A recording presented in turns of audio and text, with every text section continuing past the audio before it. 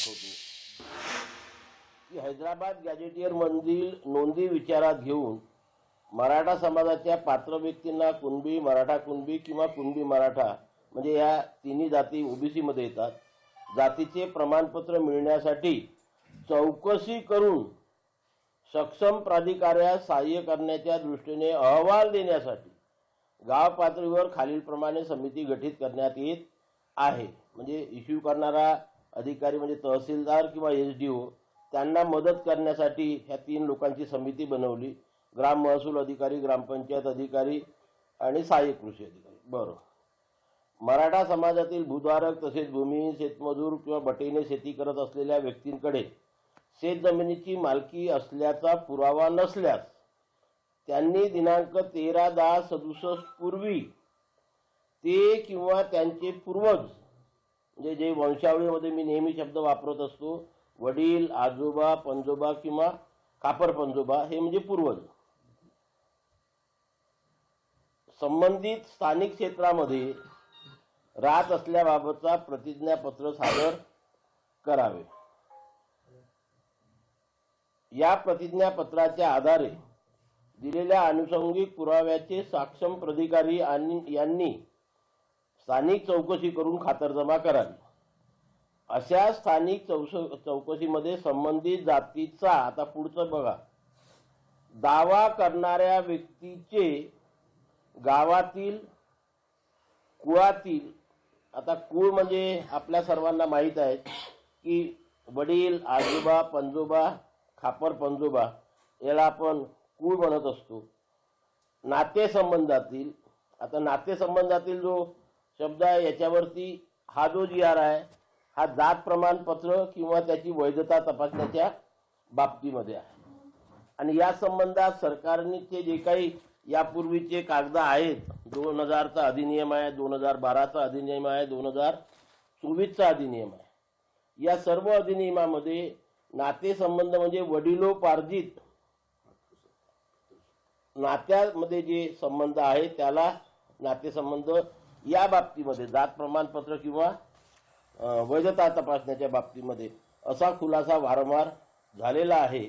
नातेसंबंधातील व्यक्तींना कुणबी जातीचे प्रमाणपत्र मिळाले असल्यास, जे कुळातील जेवढे काही आहेत, चुलत भाऊ आहे, आणखी ते हे आहे, वडिलोपार्जित पद्धतीने ज्याला आपण आपले नातेसंबंध म्हणतो, त्या नात्यापैकी कुणाकडे तरी कुणब्याचं प्रमाणपत्र असेल तर काय, कुणबी प्रमाणपत्र असल्यास व दावा करणारा व्यक्ती हा त्यांच्या नातेसंबंधातील कुळातील असून कुणबी असल्याचे प्रतिज्ञापत्र देण्यास ते तयार असल्यास, म्हणजे जे नातेवाईक आहे त्यांनी सुद्धा ते प्रतिज्ञापत्र द्यायचं आहे की ही व्यक्ती आमच्या कुळातीलच आहे आणि आमचा नातेवाईक आहे ना, आमच्याकडे हे कुणबी प्रमाणपत्र आहे, असल्या प्रकारचं प्रतिज्ञापत्र तो देण्यास तयार असल्यास तसे प्रतिज्ञापत्र घेऊन उपरोक्त नमूद गाव पातळीवरील स्थानिक समिती, वंशावळ समितीच्या सहाय्याने, पुन्हा इथे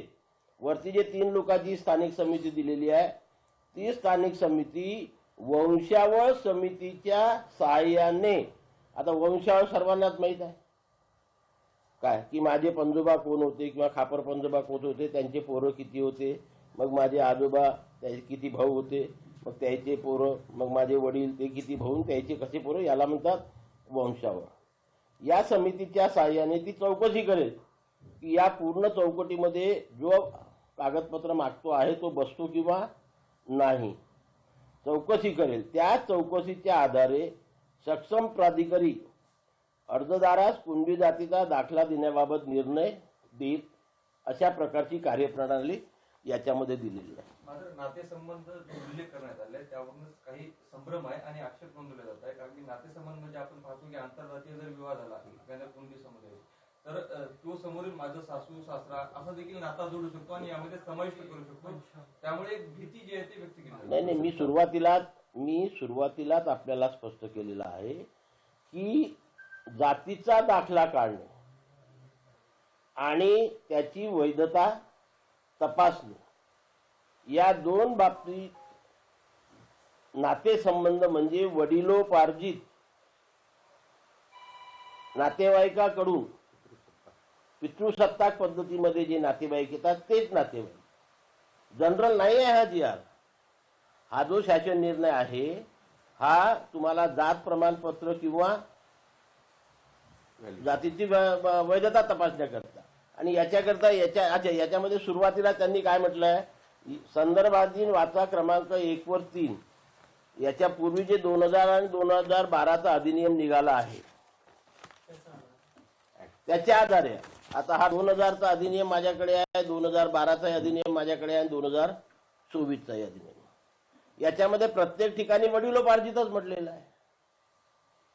वडील, आजोबा, पंजोबा, खापर पंजोबा या जे काही नाते असतात त्याच्यामध्ये तुम्ही बसत असाल तर तो आताचाच नियम आहे ना. आणि म्हणून त्यांनी त्याचा संदर्भ टाकलेला आहे, संदर्भ 1 व 3 आणि वरती जुलैचा पण दिलेला आहे की देण्यात त्याच्या पडताळीचे विनियोग 2024 अन्वये अधिसूचना प्रसिद्ध करण्यात आलेली आहे. सर हा एक मुद्दा आहे, पण तुम्ही या सगळ्या निर्णयापासून समाधानी आहे का की तुमचा विरोध आहे या सगळ्या?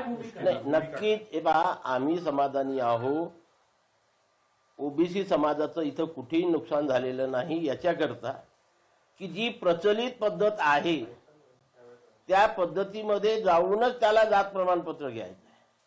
मी याच्या आधी सुद्धा आपल्यासमोर वारंवार बोललो आहे. हे काही पहिली वेळ नाही आहे की वडील, आजोबा, पंजोबा, खापर पंजोबा यांच्या महसुली किंवा शैक्षणिक कागदपत्रावर कुणबी मराठ्याची नोंद असेल किंवा जर तशा प्रकारची नाही तर तुमच्या या वंशावळीच्या मध्ये जे काही तुमचे नातेसंबंध आहे त्याच्यातील कुणाकडे तरी जातीचं प्रमाणपत्र असेल तर त्याच्या आधारे तुम्ही जातीचं प्रमाणपत्र क्लेम करू शकता. हे 2000 आणि 2012 मध्ये सुद्धा दिलेलं आहे. आणि तिथे यांनी आता या जो जी आर निघाला याच्यामध्ये सुद्धा तोच शब्द प्रयोग आहे की वंशावळीतील तुमच्या नातेसंबंधातील कुणाकडे तरी कुणबी जातीचं प्रमाणपत्र असेल तरच तुम्ही अर्ज करू शकता. मातृसत्ताक पद्धतीच्या नातेसंबंधाचा कुठेही उल्लेख नाही. याच्यामुळे हैदराबाद गेझेटियर जो आहे तो लागू करण्यासंदर्भात पण सुतोवाच करण्यात आलेला आहे. त्यामुळे मराठवाड्यामध्ये मोठ्या संख्येने ओबीसी मध्ये किंवा कुणबीमध्ये लोकांचा समावेश होईल अशी भीती वाटते का की काय त्याबद्दल? ते मला मुळीच वाटत नाही. बघा, हा 60% ओबीसी समाज आहे. जेवढे नेते, जेवढ्या व्यक्ती तेवढे समज असू शकतात. प्रत्येकाचा आपापला अभ्यास वेगवेगळा असू शकतो, शंका कुशंका असू शकतात. पण मी आतापर्यंत जो अभ्यास केला त्याच्यावरनं आम्ही जो निष्कर्ष काढलेला आहे की कुठलंही नुकसान झालेलं नाही. तरी सुद्धा आम्ही पुन्हा आज दिवसभर आणि संध्याकाळी सुद्धा विविध कायदेतज्ञांचा सल्ला घेणार आहोत आणि आमचं उपोषण सुरूच राहणार आहे. गरज पडली तर आम्ही सुद्धा न्यायालयामध्ये जाऊन आम्ही दाद मागू. साखळी उपोषणासंदर्भातला अंतिम निर्णय किंवा आंदोलनाबद्दलचा अंतिम निर्णय केव्हापर्यंत तुम्ही कायदेतज्ञांची सल्ला घेतली? नाही, हे बघा, 2 आहे. आमच्या 14 मागण्या आहेत. ही प्रमुख मागणी होती. यासोबत आणखी 13 मागण्या आहे. सरकारने आता त्यांच्याशी चर्चा केली, त्यांचं उपोषण सोडवलं. आमच्याशी सुद्धा आमच्या सर्व मागण्यांवर सरकारने चर्चा करावी, त्याच्यावरती तोडगा काढावा आणि त्या तोडग्यातनं जर आम्ही समाधान झालं तर आम्ही आमचं उपोषण मागे घेऊ. अन्यथा आमचं हे जे आंदोलन आहे, साखळी उपोषण आहे, हे सरकारची चर्चा होईपर्यंत आणि त्याच्यावर आमचं समाधान होईपर्यंत सुरू राहणार आहे. सर, तुम्ही सरकारकडून पुन्हा एकदा लिखित स्वरूपात तुम्हाला हे पाहिजे आहे का की तुमचं आरक्षण अबाधित राहील जे गेल्या वेळी देऊन दिलं होतं तुम्हाला? नक्कीच मी वारंवार बोललेलो आहोत. आम्ही त्याच्यावरती ठाम आहोत की यापूर्वी सरकारने जे आम्हाला लिहून दिलेलं आहे त्याच्यावरती पुन्हा एकदा सरकारने शिक्कामोर्तब करावं आणि आमचं समाधान करावं. तर यामध्ये मग ज्या पद्धतीनं आता छगन भुजबळांनी सुद्धा एक भूमिका घेतली आहे का हे जे शासन निर्णय काढले आम्ही त्याच्या विरोधात कोर्टात जाऊ, तसेच त्यांचा नेमका काय शंका आहे जी तुम्हाला नाही आहे आणि त्यांना वेगळी पडलेली आहे असं काही वाटतंय का? आणि तसंच ओबीसी समाज वेगवेगळ्या ठिकाणी पुण्यात बैठक घेत आहे, वेगवेगळ्या ठिकाणी अजून काय? नाही, मी काय म्हटलं तुम्हाला, हे बघा की जेवढ्या संघटना तेवढे मतांतरे असू शकतात. काय आम्ही सुद्धा याचा पुन्हा डिटेल अभ्यास करून आम्ही काय यांचं आंदोलन मागे नाही घेत आहे ना. काय एका दिवसामध्ये 2 तासामध्ये अभ्यास होत पण नाही. आम्ही सुद्धा आज दिवसभर आमच्याकडे आहे, पुन्हा पुढचे दिवस आमच्याकडे आहे. आम्ही आणखी कायदेतज्ञाचा सल्ला घेऊ आणि गरज पडली तर आम्ही हे आंदोलन सुद्धा पुढे नेऊ किंवा कोर्टामध्ये सुद्धा जाऊ. तो मार्ग आमच्याकरता मोकळा आहे. पण एकदमच बा याच्यामुळे आमच्या समाजाचं नुकसान करून समाजाला दहशतीमध्ये टाकण्याचं काम मी करू शकत नाही. काय कारण मी समाजाच्या हिताचं काम करत असतो. मी एवढं तुम्हाला वाचून दाखवलेलं आहे. याच्यामध्ये माझ्या मते तरी वडिलोपार्जित नातेसंबंध सोडून इतर नातेसंबंधाचा विचार होणार नाही. कारण नातेसंबंधाच्या संबंधात यापूर्वी 2000 आणि 2012 2024चा जो अधिनियम आहे त्याच्यामध्ये क्लिअर कट भाषा दिलेली आहे, सर, परिभाषा म्हणजे केली. या बाबतीत तुमच्या मनात संभ्रम नाही आहे. तुम्ही स्पष्ट आहे की नातेसंबंध याचा अर्थ वडिलोपार्जितच आहे. की या सगळ्या बाबतीतही सरकारनं आपली भूमिका स्पष्ट करावी. लोकशाही मराठी ऐका, पहा, जागरूक रहा.